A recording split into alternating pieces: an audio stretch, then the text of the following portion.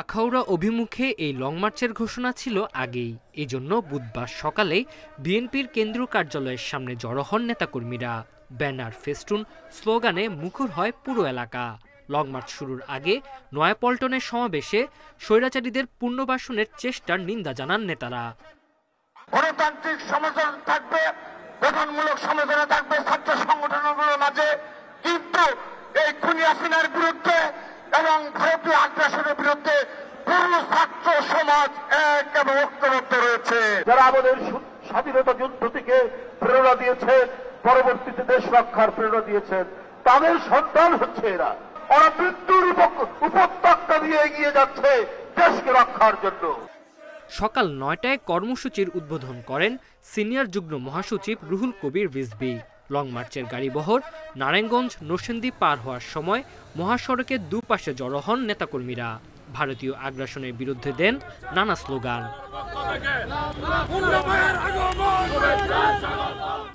বিকাল ৪টায় আখাউড়া স্থল বন্দরে পৌঁছায় লং মার্চ। ব্রাহ্মণবাড়িয়া ছাড়াও বিভিন্ন অঞ্চল থেকে নেতাকর্মীরা জড়ো হন বন্দরের ট্রাক ইয়ার্ড মাঠে। সেখানেও একটি সমাবেশ করে বিএনপি। আমরা সুস্পষ্টভাবে বলতে চাই, বাংলাদেশের বাইরে আমাদের কোনো প্রভু নেই। আমরা বন্ধু রাষ্ট্র হিসাবে রাষ্ট্রকে প্রতিবেশীকে চিন্তা করি। বিএনপির এই কর্মসূচি ঘিরে আখাউড়া স্থল বন্দরের নিরাপত্তা জোরদার করে প্রশাসন। Tanzil Hasnat, independent news. দেশ স্বাধীন হয়েছে ৫৪ বছর, কিন্তু এখনও মুক্তিযোদ্ধার তালিকা কাটাছেঁড়া হচ্ছে। ভুয়া মুক্তিযোদ্ধাদের খুঁজে বের করা হচ্ছে। মুক্তিযোদ্ধার সংজ্ঞাও পরিবর্তন করছে অন্তর্বর্তী সরকার। মুক্তিযুদ্ধ বিষয়ক উপদেষ্টা জানান, বর্তমানে ভাতাপ্রাপ্ত মুক্তিযোদ্ধার সংখ্যা ২,০৮,০৫০ জন। এর মধ্যে ১২.৫ বছরের কম বয়সী রয়েছে ২,১১১ জন। মামলা নিষ্পত্তি হলে তাদের বাদ দেয়া হবে। ভুয়া মুক্তিযোদ্ধাদের তালিকা থেকে সরে যাওয়ার সুযোগ দেয়া হবে বলে জানান তিনি। একটা ইন্ডেমনিটিও হয়তো দেব, যে যারা অমুক্তিযোদ্ধা এইভাবে মুক্তিযোদ্ধা হয়ে এসছেন তারা যেন স্বেচ্ছায় এখান থেকে চলে যান, স্বেচ্ছায় যেন চলে যান। সেই কারণে যদি যায় তাহলে হয়তো তারা সাধারণ ক্ষমাও পাইতে পারে। আর যদি আমরা সেটা না হয় তাহলে আমরা যেটা বলেছি যে এই যে প্রতারণার দায়ে আমরা তাদেরকে অভিযুক্ত করব। উপদেষ্টা বলেন, সরকারি চাকরিতে মুক্তিযোদ্ধা কোটায় নিয়োগ পেয়েছেন ৮৯,২৩৫ জন। মুক্তিযোদ্ধা না হয়েও মুক্তিযোদ্ধার সন্তান হিসেবে যারা সুবিধা নিয়েছেন তাদের বিচার করা হবে। মুক্তিযোদ্ধার যে সূত্র, সেই সূত্রেরও একটু পরিবর্তন আনা দরকার। এই জন্য এটা আইন সংশোধনের প্রয়োজন আছে। এটা উপদেষ্টা কাউন্সিলে এই বিষয়টা উত্থাপন হবে। তারা যেটার সিদ্ধান্ত নির্ণয় করে দেবেন, ওই অনুসারেই আমরা শ্রেণীবিন্যাসগুলো করতে পারবো। এক প্রশ্নের জবাবে মুক্তিযুদ্ধ বিষয়ক উপদেষ্টা বলেন, বর্তমানে রাজাকারের তালিকা তৈরি করা সম্ভব নয়। রাজাকারের তালিকা করতে চাইলেও করা যাবে না। Hasif Mahmud Shah, independent news, Dhaka. বুধবার বিকেল ৩:৩০টায় দুদকের প্রধান কার্যালয়ে আসেন চেয়ারম্যান ডক্টর মোহাম্মদ আব্দুল মোমেন ও অবসরপ্রাপ্ত জেলা ও দায়রা জজ মিয়া মোহাম্মদ আলী আকবর আজিজি। এরপর কমিশনের কর্মকর্তা কর্মচারীদের সাথে বৈঠক করেন তারা।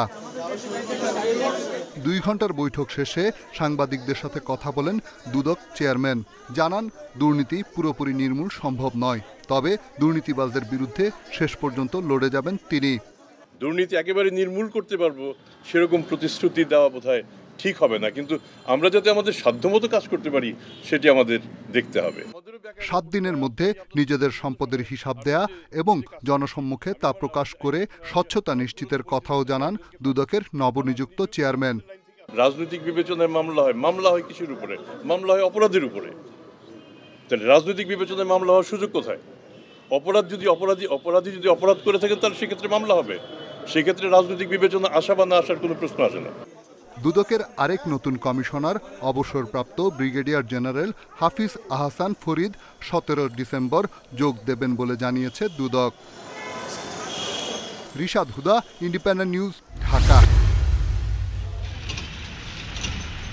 সরকার ঘোষিত বাৎসরিক ইনক্রিমেন্ট 4% বৃদ্ধির ঘোষণা প্রত্যাখ্যান করে 15% বৃদ্ধির দাবিতে আন্দোলন করছেন আশুলিয়ার বিভিন্ন পোশাক কারখানার শ্রমিকরা। অব্যাহত শ্রমিক আন্দোলন ও কর্মবিরতির মুখে আশুলিয়ার কারখানাগুলোতে একদিনের সাধারণ ছুটি ঘোষণা করে অন্তত 12টি কারখানা। শিল্প পুলিশ বলছে শ্রমিকরা কোনো বিশৃঙ্খলা সৃষ্টি করছে না, তবে বর্ধিত বেতনে সন্তুষ্ট না হওয়ায় তারা কাজ বন্ধ রেখেছে। এদিকে আগারগাঁওয়ে এক অনুষ্ঠানে শ্রম উপদেষ্টা বলেন, পতিত সরকারের লোকজন পোশাক খাতে অস্থিরতা সৃষ্টি করে চলেছে। আরএমজি সেক্টরে, কারণ এটা একটা ঈর্ষণীয় ছিল।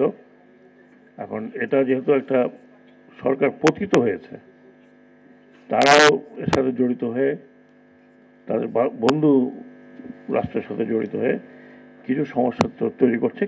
দেশের পোশাক খাতকে টার্গেট করে করা ষড়যন্ত্রে শ্রমিকরা না বুঝেই জড়িয়ে যাচ্ছে বলে মন্তব্য উপদেষ্টার। কিছু সমস্যা আমাদের ওয়ার্কাররা না বুঝে না শুনে করছে। কোনো জিনিসটি কোনো একটা এগ্রিমেন্ট হলে তার কিছুক্ষণ পরে বলে না, এটা মানি না। এই কয়েকদিন আগে রিজলভ করলাম 9% অ্যাডভান্স দিয়ে, না 9% ইনক্রিমেন্ট দিয়ে রাজি হলো। আজকে শুনলাম যে না, 9% হবে না, 15% হতে হবে। স্বৈরাচারী হাসিনা সরকারের লোকজনের 5 আগস্ট পরবর্তী অপতৎপরতা রুখতে দেশের প্রতিটি নাগরিককে এগিয়ে আসতে হবে বলে তাগিদ দেন নৌ পরিবহন উপদেষ্টা। রেজওয়ানুল হক, ইন্ডিপেন্ডেন্ট নিউজ, ঢাকা।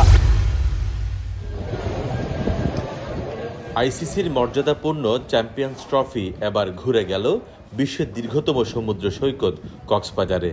কঠোর নিরাপত্তায় একদিন আগে ঢাকা থেকে কক্সবাজার পৌঁছায় ট্রফিটি। সকালে পুলিশি নিরাপত্তায় নিয়ে যাওয়া হয় সমুদ্র পাড়ে। বুধবার বেলা 11টায় সমুদ্র সৈকতের বালুকা বেলায় প্রদর্শনীতে রাখা হয় ট্রফিটি। লাবণী পয়েন্টে যাওয়ার আগে চ্যাম্পিয়ন্স ট্রফিকে কক্সবাজারের ঐতিহ্যবাহী সাম্পানে চড়ানো হয়।